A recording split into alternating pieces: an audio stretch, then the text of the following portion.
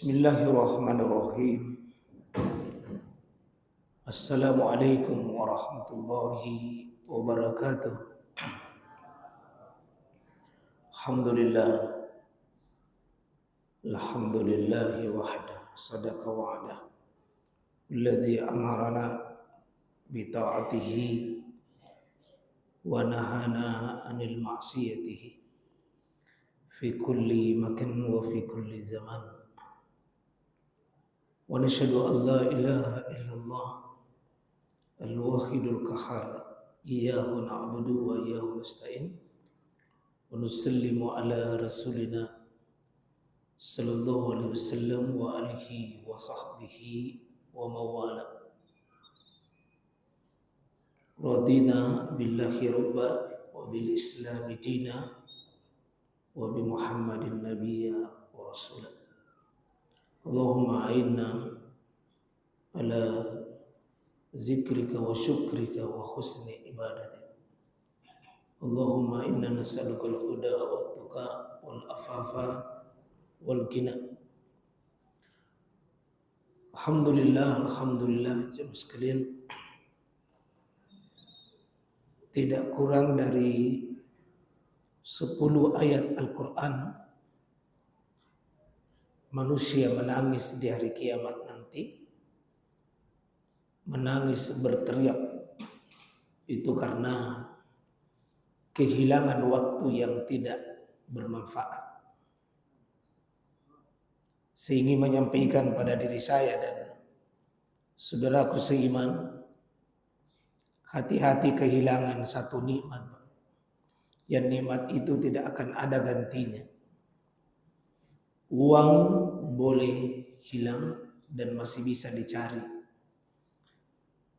Tapi jika kehilangan kita waktu sesaat, lalu dia tidak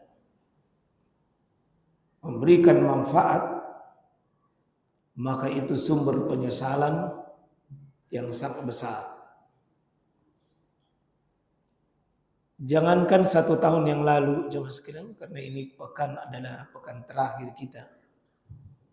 Hari Jumat ini tadi adalah tentu sudah Jumat terakhir di tahun 1446 Hijrah.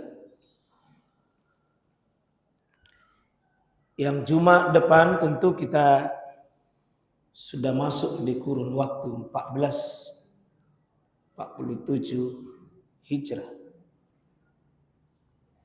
Berarti 360 hari 12 bulan itu sudah Allah gulung buat kita. Boleh Bapak lupa, tapi catatannya tidak ada yang tertukar. Amalan-amalan kita itu tidak ada yang tercecer. Semua tersimpan dengan rapi, dan Allah katakan la yugadiru sagiratan wala kabiratan illa ahsaha. Tidak ada yang tercecer dari yang terkecil apalagi yang besar. Semuanya akan ahsaha, di depan kita akan dibongkar. Maka berbahagialah wajah-wajah pada hari kiamat yang bisa menggunakan waktunya dengan sebaik-baiknya. Karena waktu itu jemaah sekalian nilai hidup buat kita. Salah menggunakan waktu berarti salah hidup kita.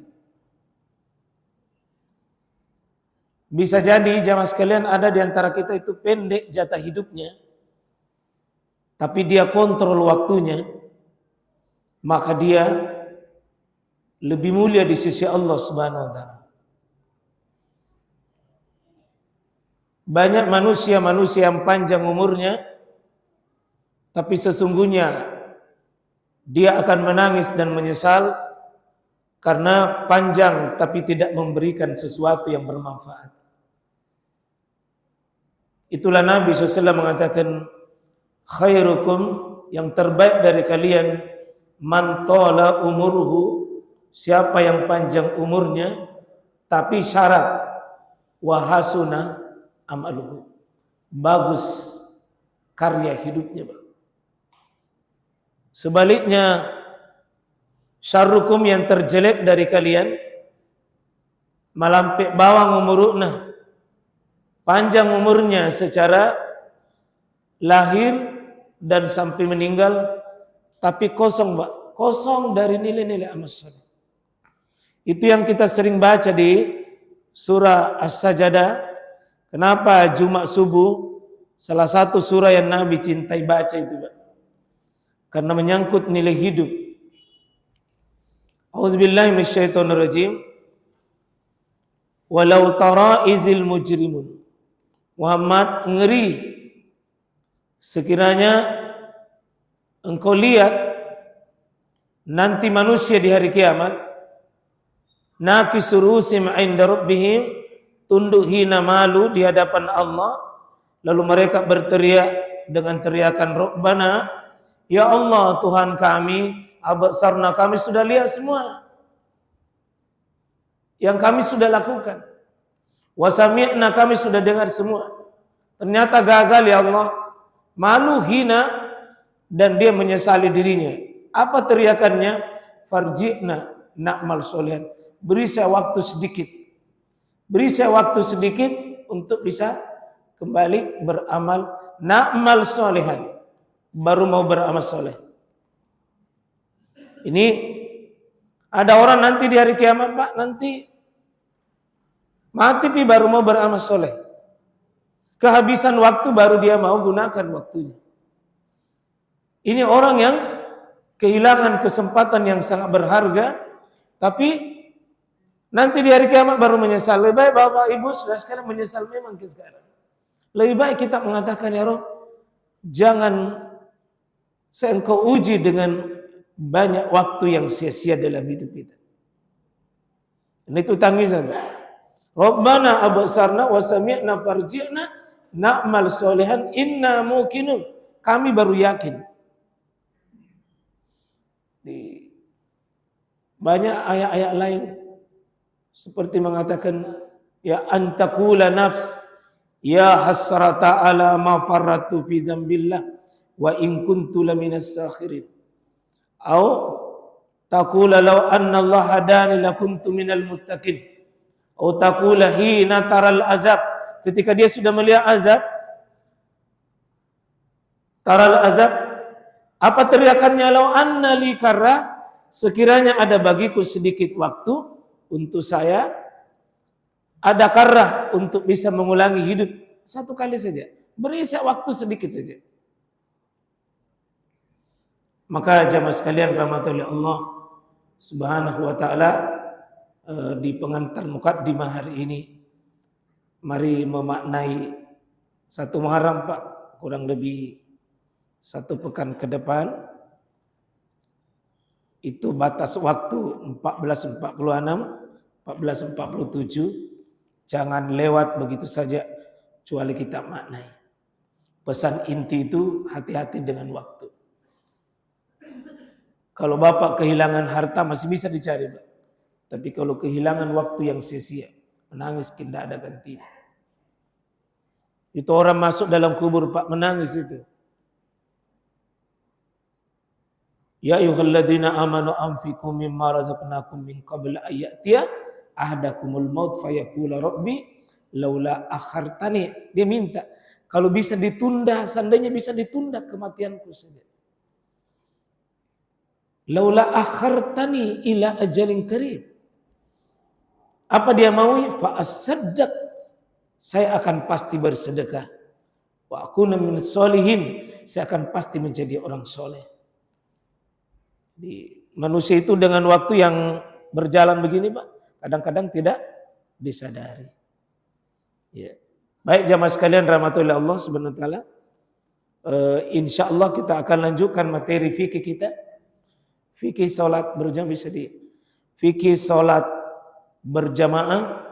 Insyaallah ini penting karena hari-hari kita praktek ini fikih berjamaah. Ya.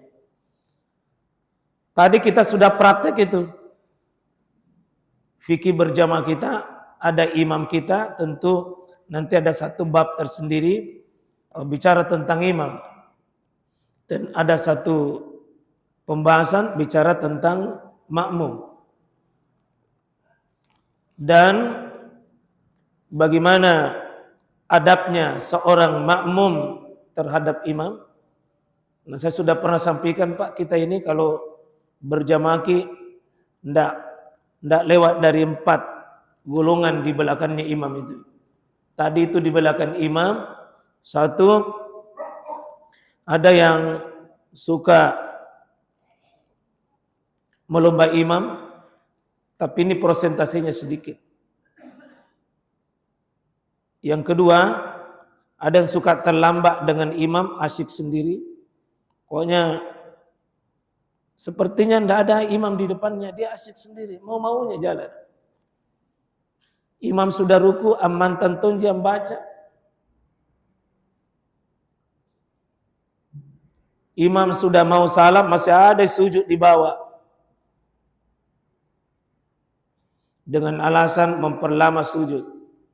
Ada waktunya dan tempatnya itu Pak, memperlama sujud. Kalau kita sholat berjamaah tidak berlaku itu. Kalau sholat berjamaah itu ikut sama imam. Jangan asyik sendiri. Ada bilang imam assalamualaikum, lama sujud di bawah. Kalau di militer itu Pak ditembak begitu. Karena itu mengkhianati kebersamaan. Kalau kita berjamaah itu Pak intinya berusaha meleburki. Jangan kita menjadi orang yang memperlihatkan sifat egoisme diri. Egois dalam salat berjamaah itu Pak, salah satunya adalah tidak mau ikut sama imam. Jauh terlambat, tertinggal. Kalau tadi itu terlalu egois tonseng, tidak mau taat. Pokoknya belum pi imam ruku duluan. Belum pi imam sujud duluan. Belum pi imam angkat kepala duluan. Pokoknya tidak mau dilombai imam.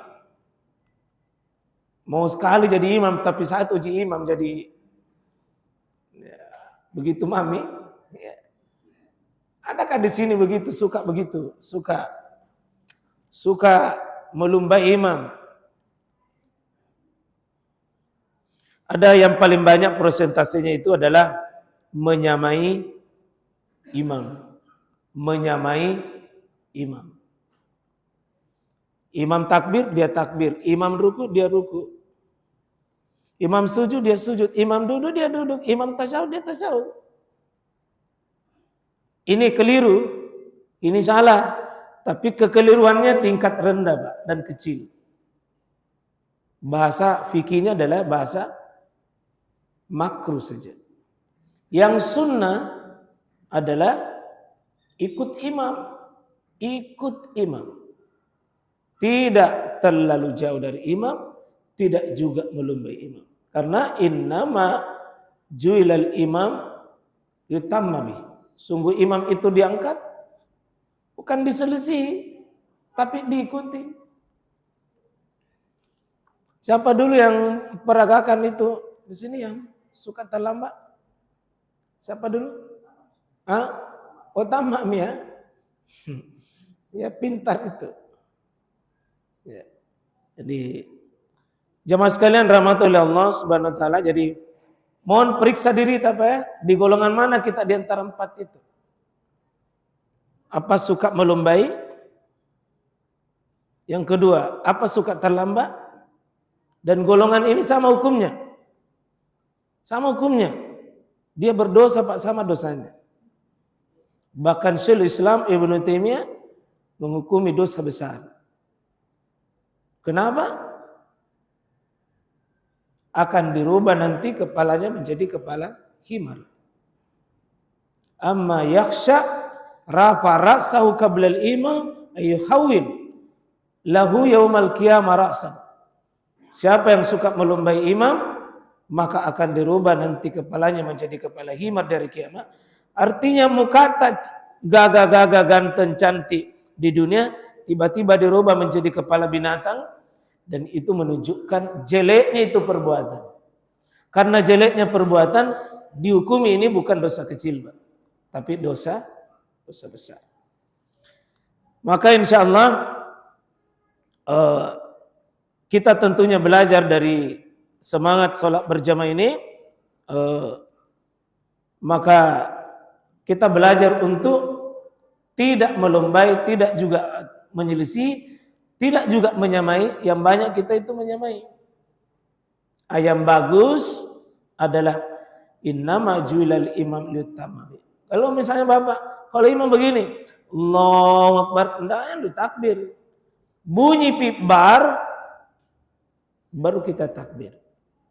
Allah, tahan saja dulu. Allah, tahan dulu. Nanti baru kita takbir. Begitu ruku, Allah, sabar saja. Jangan dilombai. Begitu juga sami Allah, bunyi dah, sami Allahu liman hamid. Begitu mau turun ke bawah sujud, nanti sampai kepalanya imam baru bunyi, baru kita turun. Sabar Pak, sabar, dilatih kesabaran itu. Jangan mau tak. Ya ada aturannya. Ya. Insyaallah jemaah sekalian, saya akan lanjutkan pembahasan kita di masih sholat berjamaah. Ya.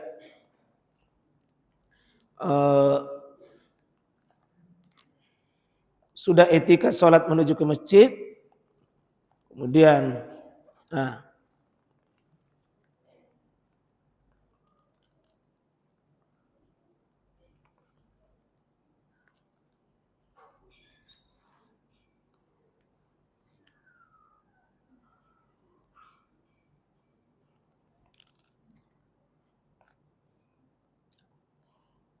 hukum sholat sendirian di belakang saf.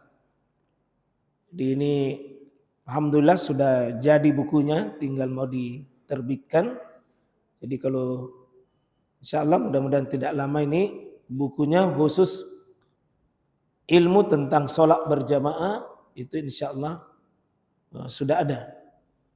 Ilmu sholat sendiri sudah, sholat itu mulai dari takbir sampai zikir dan doanya kita sudah terbitkan. Ini kita siapkan untuk sholat berjamaah. Sekarang hukum sholat sendirian di belakang saf.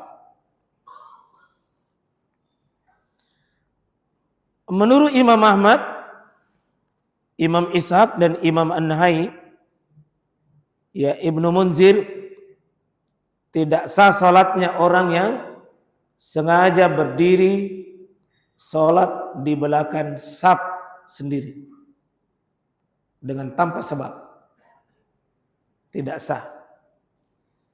Ya.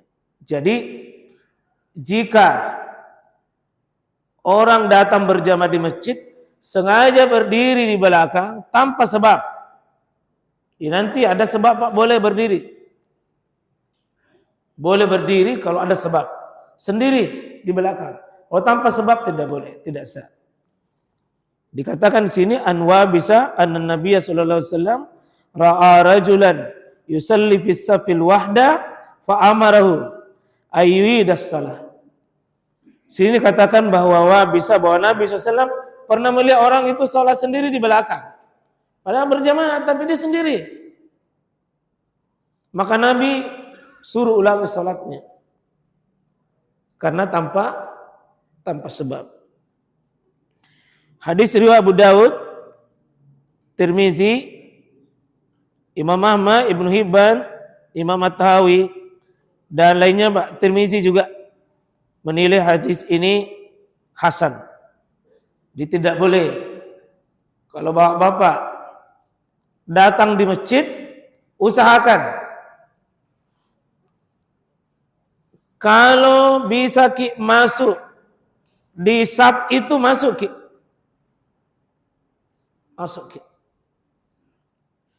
Kalau tidak bisa masuk di saf persis di belakang, di depan itu, nah ada di depannya itu kosong kelihatan, di situ bisa masuk. Misalnya saf 5 paling di belakang, saf 4 ada kosong, saf 4 diisi. Kalau tidak bisa berdiri, tunggu dulu kalau ada orang di tempat wudu, tunggu dia, temani sama-sama. Sebaiknya nanti ada baru kita bertakbir bersama, jangan berdiri sendiri. Tapi kalau ragu dan khawatir tidak ada orang, habis, nah ketinggalan waktu berjamaah, pilih yang ketiga.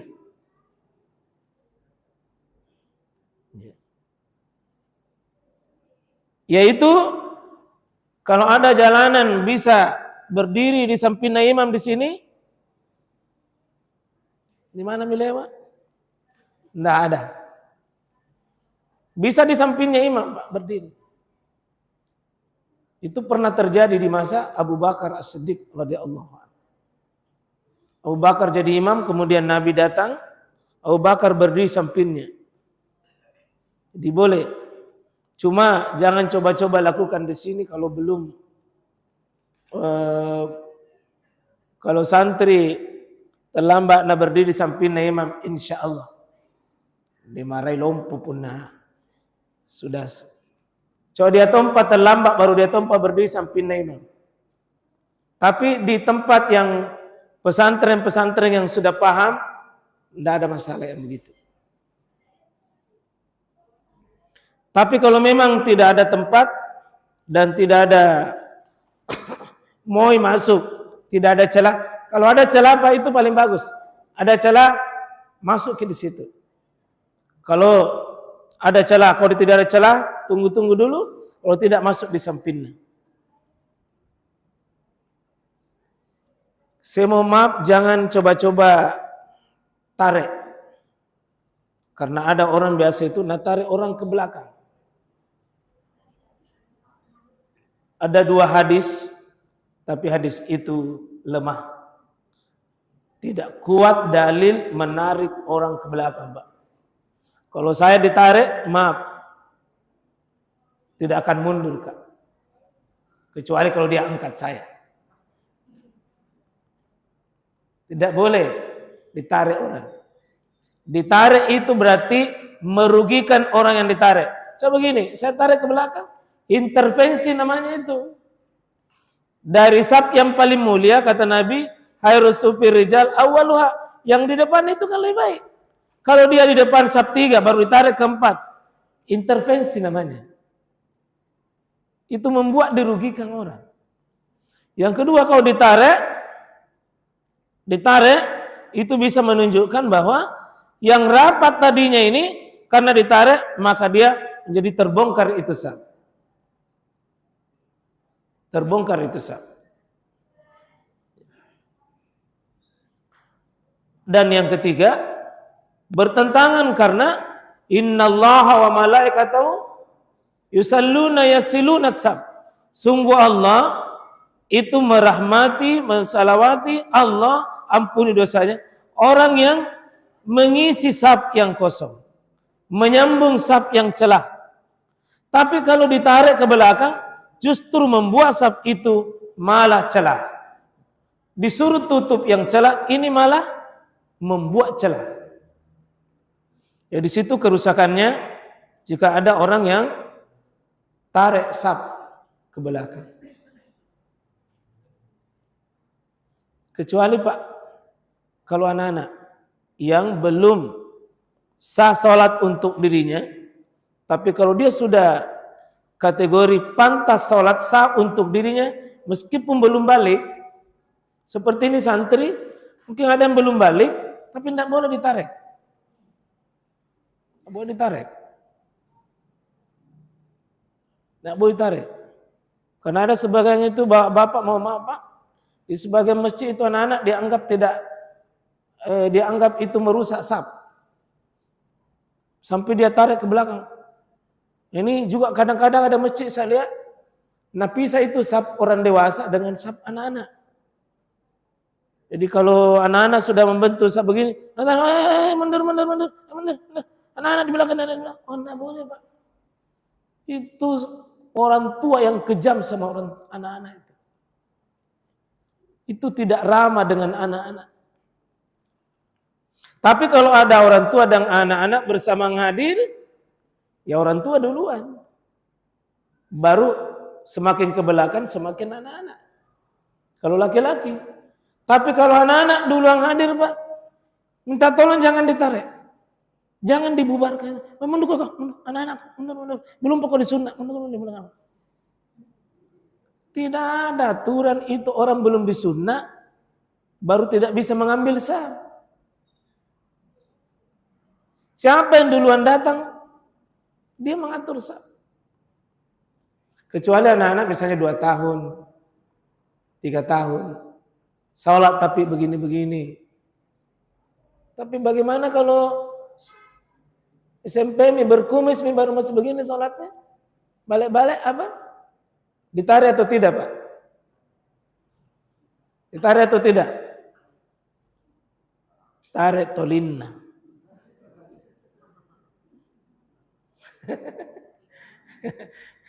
Kenapa sudah besar baru begitu gayanya? Jadi itu yang pertama tidak sabar. Tapi pendapat yang kedua adalah pendapat yang membolehkan itu salatnya sah tapi dimakruhkan jika tanpa uzur. Jadi sah tapi makruh tanpa uzur. Ini hadis an Abi Bakrah annahu intaha ila Nabi sallallahu alaihi wasallam wa huwa raqi faraka qabla ayyusalli ila saf. Fa zakara zalika lin Nabi sallallahu alaihi wasallam faqala zadakallahu hirsan wala taw. Ini Abi Bakar begini, Pak. Nabi sudah ruku. Nabi sudah ruku dalam salat. Terus baru muncul Abi Bakar dari sana. Atau dari sana. Terus karena Abi Bakar ini pahami ruku itu adalah batas dari rakaat.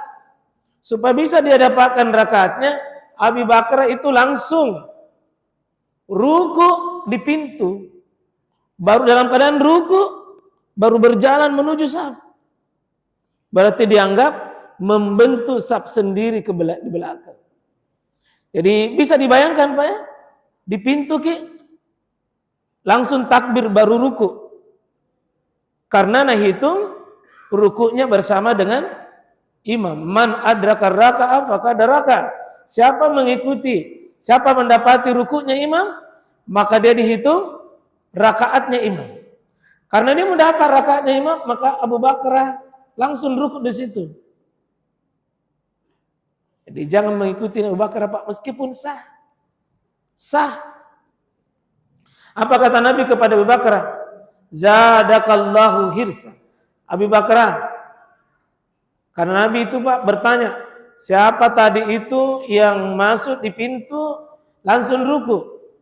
Karena Nabi itu Pak menurut hadis melihat belakangnya ketika sholat. Ada CCTV dari sini. Dia lihat belakangnya.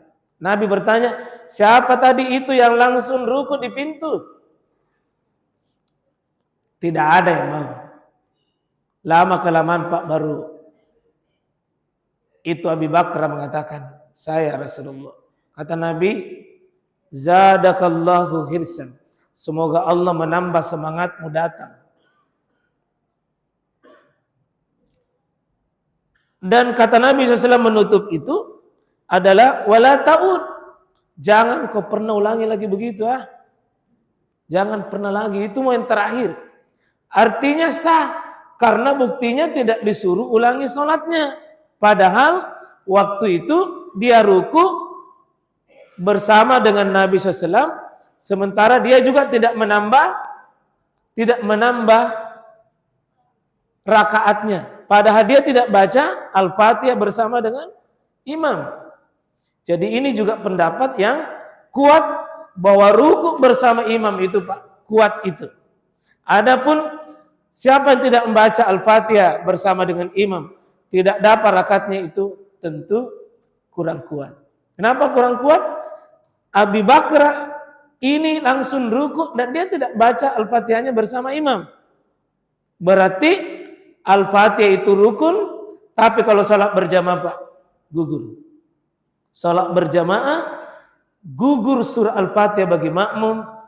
Seandainya dia tidak dapati imam, tapi imam dia dapati ruku, sudah dihitung dia dapat surah Al-Fatihah, insyaallah. Seperti itu saya kira Pak. Jadi insyaallah hadisnya ini hadis di hadis sahih, ya, riwayat Al-Bukhari. Jadi tidak bisa dibantah kesahihannya ini. Cuma pemahamannya saja. Ya. Silakan kalau ini masih ada waktu 10 menit giliran tak, kalau ada yang mau diperjelas dalam kasus-kasus kita berjamaah datang di masjid dan kasus yang lain boleh kita angkat. Silakan, Mbak.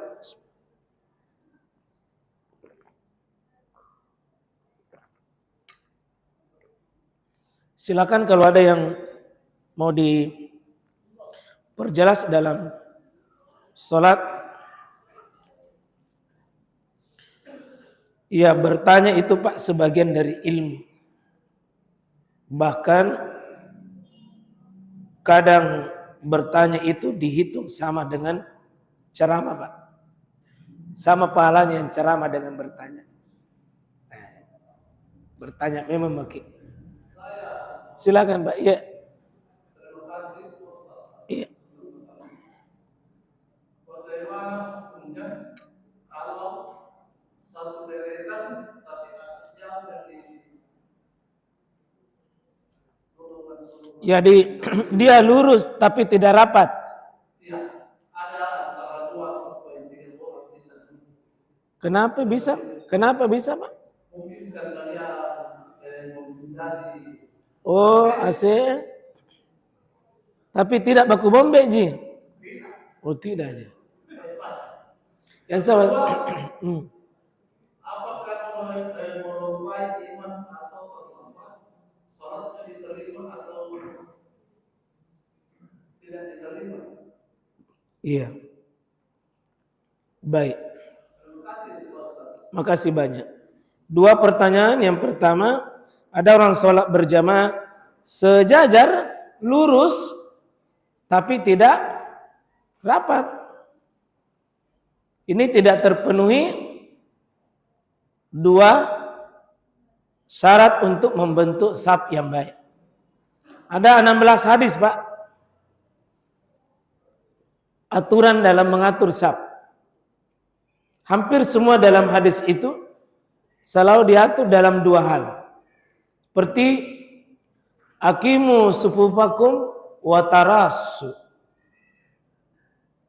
Aqimu sufufakum, ya, lurus tegakkan saf kalian, wa tarasu, dan kasih penuh, kasih full.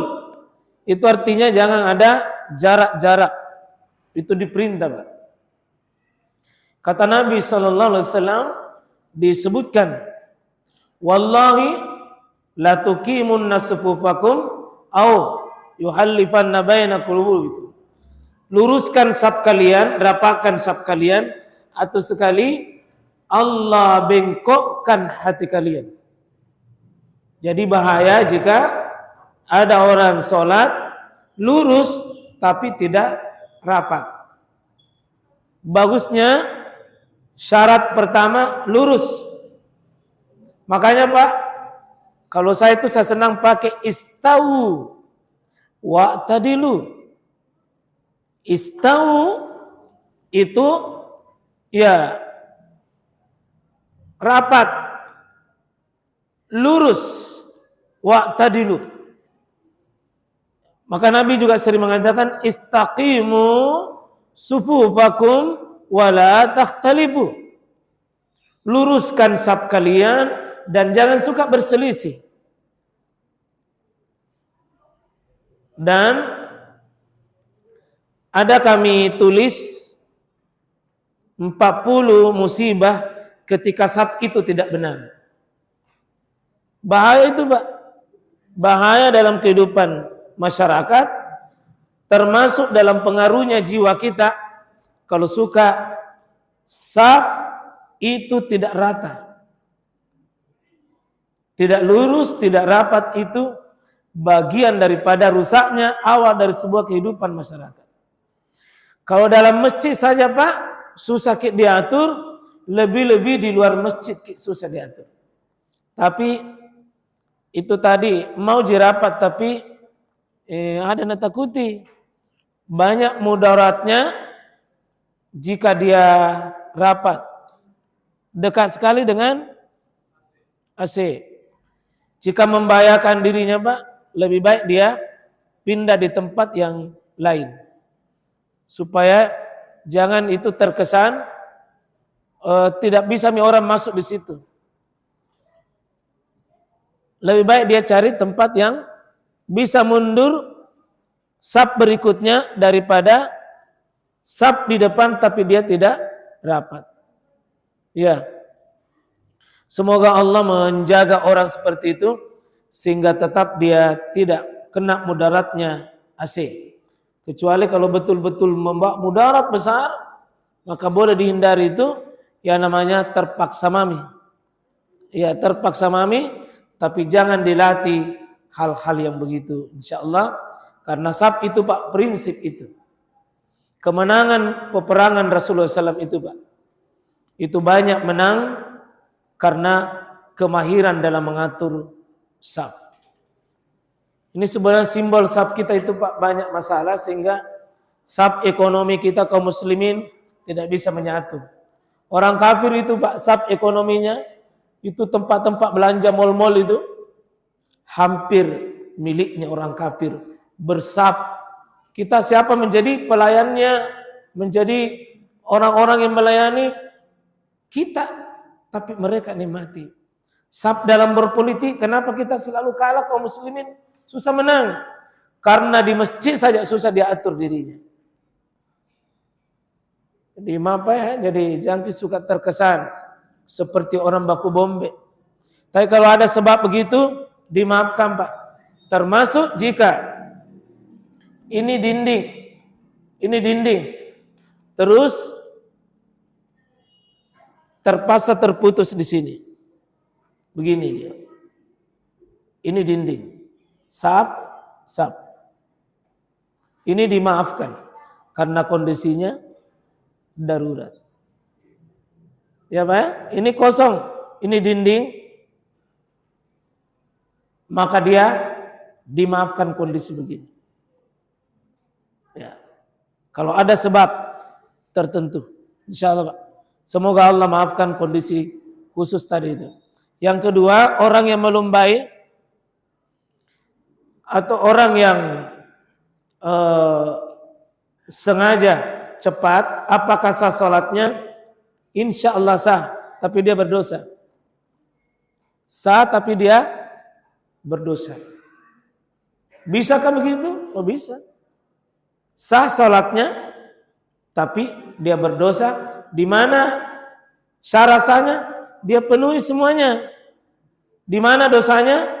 Dia telah menyelisih perintah. Menyelisih perintah, yakni suruh ikut sama imam, dia lumbai. Maka di situ, Pak, bisa dosa. Sama dengan laki-laki suka salat sendiri. Suka salat sendiri. Berdekatan masjid rumahnya. Suka salat sendiri. Apa sah salatnya orang salat sendiri? Sah, tapi berdosa. Karena dia meninggalkan kewajiban. Apa kewajiban? Kewajiban salat berjamaah. Jadi siapa laki-laki suka salat sendiri, sah salatnya di sebagian pendapat, tapi dia berdosa karena meninggalkan sebuah sunnah Nabi yang terbesar, yakni sunnah berjamaah, bukan sunnah dalam fikih. Lawannya wajib, ya. Itu syariat Nabi, itu berjamaah laki-laki. Jangan suka salat sendiri. Kalau ada laki-laki suka salat sendiri, maka laki-laki soleha namanya. Dan itu paling bagus bagus disamakan dia dengan belikan kudung supaya dia cantik sedikit. Jadi kalau laki-laki sejati itu Pak, di mana azan dikumandangkan di situ dia hadir. Kecuali nanti 8 sebab kami kita jelaskan nanti gugurnya sholat berjamaah karena ada sebab-sebab tertentu. Kalau tidak Pak, tidak, laki-laki itu nasengi ujian dari sekumase ngalain uruane pokok di pasti jema sumpahnya. Tidak boleh di kamar-kamar di rumah-rumah tak. Karena perempuan yang disuruh yang begitu. Selisihi perempuan. Kecuali ada sebab. Dan sebab itu akan datang penjelasannya. Seperti itu saya kira Pak ya. Nah, Allah Ta'ala a'lam. Ya. Saya kira cukup dulu. Oh, ada, silakan Pak.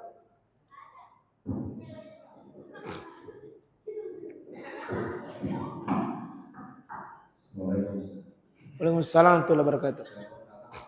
Kita tahu, misalnya pada zuhur, kita terlambat, kemudian kita tahu ada orang yang sholat qobliyah bagian zuhur. Apakah kita boleh bermakmum pada orang yang sholat sunnah pada zuhur, tapi kita yang sholat zuhur? Yang kedua, kalau kita tahu ada orang yang sama sholat misalnya sholat zuhur munfarid, kemudian kita bermakmum, tapi posisinya dia mepet tembok kanan, sehingga posisi kita sebelah kiri. Bagaimana itu? Ya, baik, masya Allah. 2 pertanyaan. Pertama, kita datang terlambat. Orang sudah sholat, tinggal dapat sholat sunnah ba'diyahnya. Apa sikap kita? Boleh ikut dengan orang sholat sunnah. Banyak hadis menjelaskan tentang hal itu. Tidak sejenis sholatnya Ustaz? Boleh. Nabi SAW pernah sholat Isya memimpin. Kemudian sahabat Muaz bin Jabal ikut makmum di belakangnya. Berarti berjamaah bersama Nabi dengan Muaz. Setelah Muaz sholat bersama Nabi, maka Muaz yang pulang di kampungnya kira-kira di sini dengan keantang itu. Di sana beliau jadi imam. Beliau imam berarti beliau sholatnya itu sunnah. Sementara di sini tadi wajib. Makmumnya wajib. Berarti boleh. Sunnah dengan wajib. Nabi 3 hadis Bukhari menjelaskan tentang sahabat Abdullah bin Abbas, sebutkan bahwa qala Ibnu Abbas mengatakan sallaitu ma'an Nabi sallallahu alaihi wasallam, saya pernah salat bersama Nabi. Zata laila, di suatu malam, kuntu ayyasari, saya berdiri di sebelah kirinya Nabi, dan ini sekaligus jawaban kedua Pak. Jadi begini, kira-kira Nabi sendiri begini. Datang Abdullah bin Abbas yang masih kecil. Di mana dia berdiri? Sebelah kiri sini. Karena masih kecil dia tidak tahu. Maka ini sholat malam Nabi Pak. Wajib Nabi, wajib. Sementara Abdullah bin Abbas itu sunnah. Sini dia. Ini berjamaah. Wajib, ini sunnah. Wajib, ini sunnah. Di mana Abdullah bin Abbas berdiri sebelah kiri Pak. Berarti sah. Tapi Nabi faja'alani, kata Abdullah bin Abbas, dia menjadikan saya, dia tarik ini saya, faja'alani ayyamini, dia jadikan saya ke sebelah kanannya. Jadi seandainya tadi itu posisinya di sana, sebelah sini makmum, sebelah sini imam, maka sah salatnya. Tapi seandainya dua-duanya ini tahu dan bisa baku tukar, itu jauh lebih baik. Tapi sah Pak, sebagaimana sah salatnya, karena Abdullah bin Abbas ini tidak disuruh ulangi salatnya. Dia di sini, dia dipindahkan Pak. Boleh. Kalau memungkinkan dia pindah. Saya pernah terlambat di satu masjid, ini ada orang sholat sunnah Pak maghrib, dia maghrib. Saya datang terlambat karena macet, saya terjebak. Saya langsung berdiri di sini. Ini salah sunnah, saya salah wajib. Karena saya berdiri di sampingnya, nak kasih begini tangannya.